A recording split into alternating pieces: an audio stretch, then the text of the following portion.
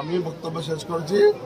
আমাদের AIM party জিন্দাবাদ, আমাদের এমএন পার্টি জিন্দাবাদ, আমাদের আসাদুদ্দিন সাহেব জিন্দাবাদ, আমাদের এই রাজ্য প্রেসিডেন্ট ইমরান সোলাকি সাহেব জিন্দাবাদ, আমাদের এই জেলা প্রেসিডেন্ট রিয়াজুল সাহেব জিন্দাবাদ।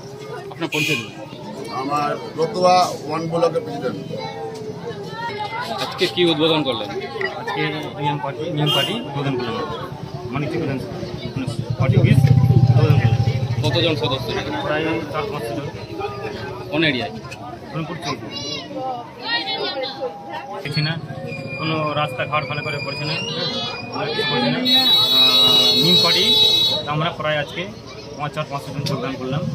নিম পার্টিটা ভালো করে চালাবে, মানুষের সঙ্গে থাকছে, গরিব মানুষের সঙ্গে থাকছে।